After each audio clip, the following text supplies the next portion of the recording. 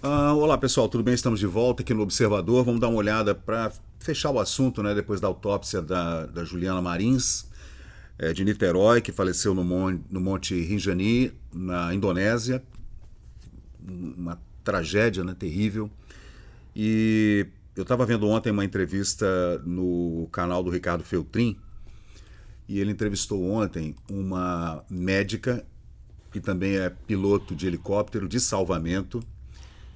E ela estava dando explicações, além de ser alpinista, e ela estava dando uma explicação muito interessante sobre esse tipo de acidente e como se faz para resgatar uma pessoa, né, nesse caso, se é fácil, se é difícil. Sei que ele deu uma explicação muito boa.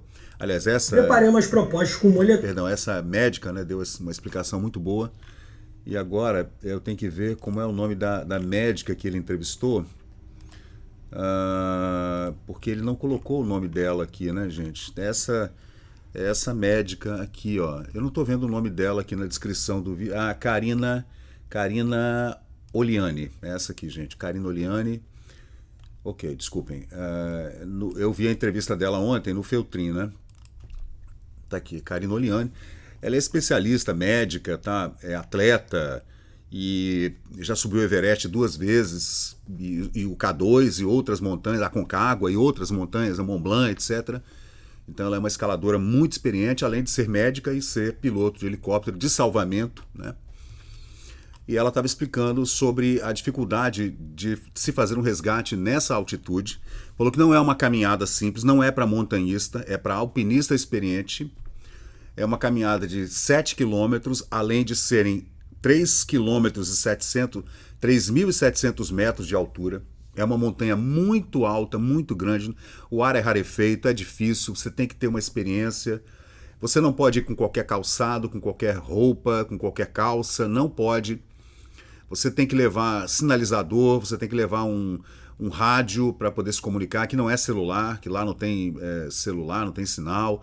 Uma série de coisas, gente, uma série de erros, não só, claro que não são erros da Juliana, erro é de quem faz esse tipo de excursão lá no Monte Rinjani, que é um monte famoso, ponto turístico famoso da Indonésia. Milhares de pessoas vão lá todos os anos e tem empresas explorando esse turismo lá, que dá muito dinheiro, guias de turismo, etc, etc, etc. Além do governo, da prefeitura local ou daquela região, né? Tipo um estado. A gente não sabe bem como é que é a política na Indonésia, né? São milhares de ilhas, então é complicado.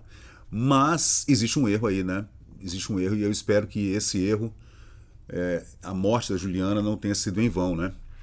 Agora, ela foi submetida, o corpo dela foi submetido à autópsia ontem, quinta-feira, em Bali, na Indonésia, né? Que é aquele lugar paradisíaco, maravilhoso, todo mundo conhece, né? E, segundo o médico legista, gente, ela teria morrido 20 minutos depois da queda. Aí a gente fica pensando, né? A gente pode confiar nessa autópsia? Será que o corpo, chegando ao Brasil, seria submetido a uma segunda autópsia? Acho que não, né? Porque a primeira autópsia já mexe, já abre o corpo da pessoa todo.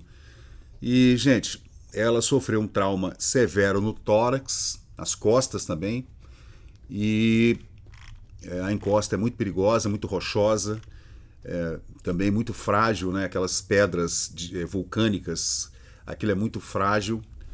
E ela foi então submetida a essa autópsia no hospital Bali Mandara, em Denpasar, e ela teria morrido 20 minutos depois da queda.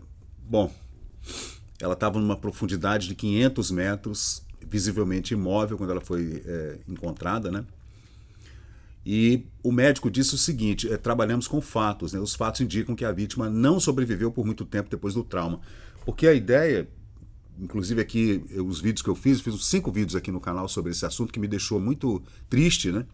A mesma coisa quando morre um mergulhador de profundidade ou quando morre um espeleólogo, né, preso em alguma caverna, que são mortes horríveis, né? E eu ficava imaginando assim, imagina esses 4 dias, se ela realmente ficou 4 dias esperando o resgate na madrugada, naquela escuridão, naquele frio que vai a 0 grau, né? E segundo o legista, não. Ela teria morrido rápido. O legista é Dr. Ida Bagos Putu Alit, falando de especulações levantadas, etc. Observamos, por exemplo, um ferimento na cabeça, mas sem sinais de hérnia cerebral, uma condição que costuma se desenvolver logo após o trauma, dias ou horas depois, né? O mesmo se aplica ao tórax e ao abdômen.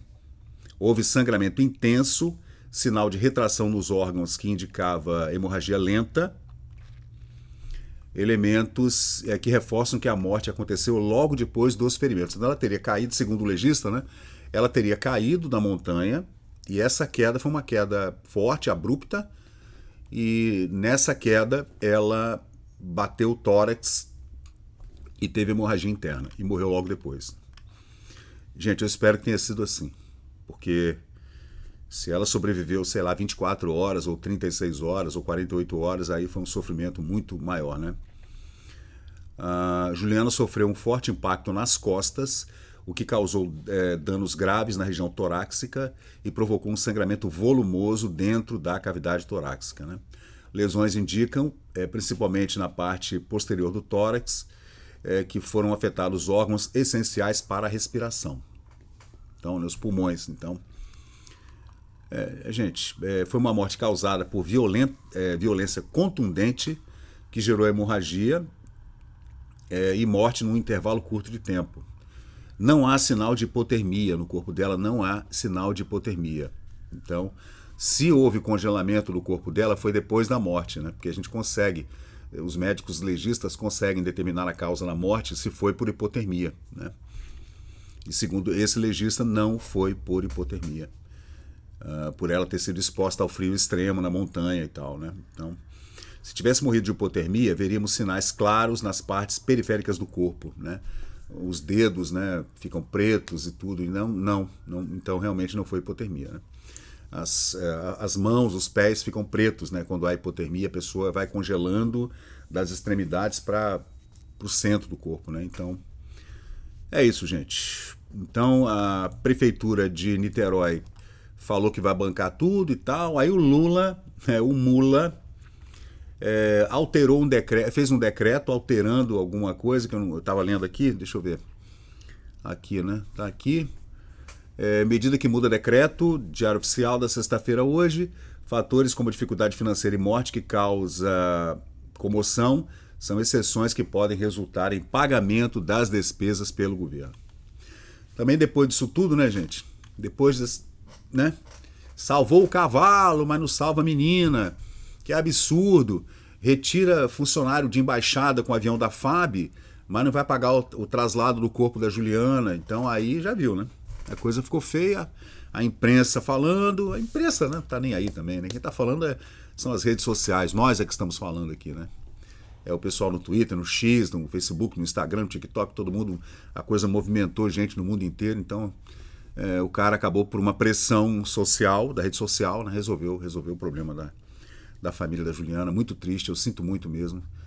E só se houver um desdobramento muito terrível nessa história, depois que o corpo dela chegar ao Brasil, eu faço outro vídeo, senão esse vai ser o último vídeo, gente, desse assunto, né? Nossa, mãe, terrível. Valeu, gente. Eu sinto muito pela família, pela Juliana, pela família, né? Que Deus a tenha em bom lugar. Obrigado. Então, pessoal, valeu. Obrigado por acompanhar o vídeo até o final. Se você gostou desse conteúdo, deixa aí o seu like, porque isso ajuda muito o canal a crescer. Aproveita agora para se inscrever, ativar o sininho de notificações. Sua opinião e seu comentário são muito importantes para nós seguirmos melhorando aqui o nosso conteúdo. Valeu, gente. Eu sou Fábio Pirajá. Muito obrigado e até o próximo vídeo.